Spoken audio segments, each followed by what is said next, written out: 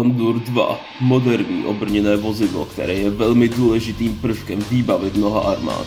Zaměříme se na jeho jízdní vlastnosti, technické parametry i výzbroj, díky nímž vyniká v náročných podmínkách. Pokud vás taková technika zajímá, dejte like a podpořte náš kanál, ať můžeme přinášet další zajímavá videa. A teď už se pojďme ponořit do detailů tohoto stroje.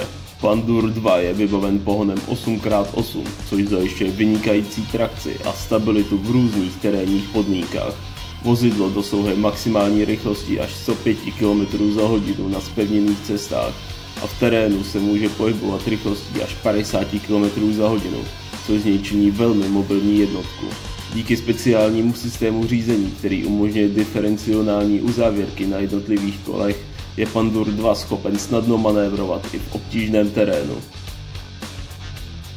Vozidlo se vyznačuje vysokou obratností a přesným řízením, což usnadňuje navigaci v úzkých prostorech a zvyšuje schopnost reagovat na měnící se podmínky bojiště.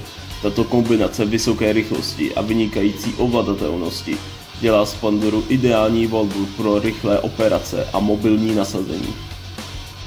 Zadní část Panduru 2 je navržena tak, aby poskytovala dostatek prostoru pro přepravu osob nebo materiálu. Posádka může snadno nastoupit a vystoupit díky širokým dveřím a nízké podlaze. Řidičova sedačka je ergonomicky tvarovaná, vybavená 3 bezpečnostními pásy a snadno nastavitelná pro různou výšku. Pro zajištění stability a bezpečnosti při jízdě jsou sedadla vybavena tlumícími prvky. Pandur je schopen plavby a dokáže efektivně překonávat vodní překážky díky svému robustnímu designu a pokročilým technologiím. Jeho konstrukce umožňuje stabilní a plynovou plavbu i v náročných podmínkách, což z něj činí univerzální vozidlo pro různé typy misí. Řidič si může být jistý, že vozidlo si poradí i s rychlými proudy nebo mírnými vlnami. Pandur je vybaven různými zbraňovými systémy, které zajišťují široké spektrum taktické flexibility. Kromě granátometu a 7,62 mm kulometu může být vybaven i 12,7 mm kulometem M2 Browning.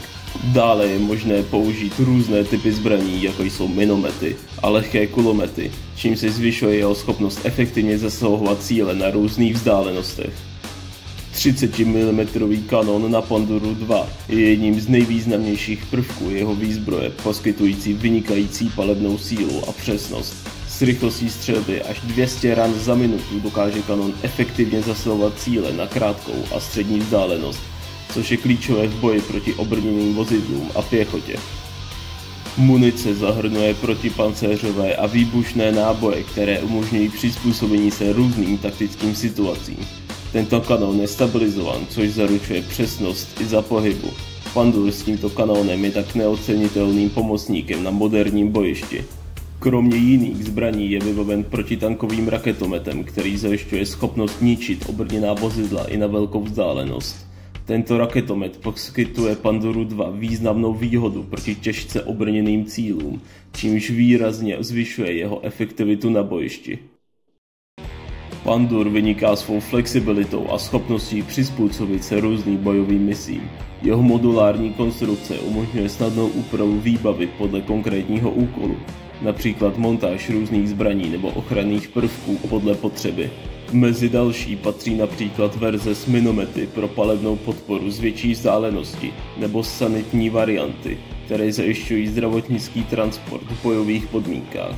Tyto modifikace umožňují, aby Pandur 2 mohl efektivně podporovat široké spektrum vojenských operací. Velitelsko-štábní verze je navržena pro řízení a koordinaci vojenských jednotek přímo v terénu. Je vybavena pokročilými komunikačními a navigačními systémy, které usnadňují velení během operací a umožňují efektivní spojení mezi jednotkami. Spojovací verze pak slouží k zajištění spolehlivého přenosu informací a propojení s velením. Díky těmto specifickým verzím může Pandur 2 poskytovat logistickou a organizační podporu i během náročných bojů. Díky, že jste se dívali na dnešní video o Panduru 2.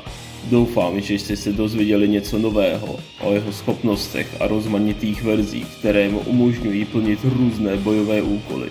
Pokud se vám video líbilo, nezapomeňte dát like a přihlásit se k odběru, aby vám neunikla další zajímavá témata o vojenské technice. Díky za vaši podporu a uvidíme se u dalšího videa.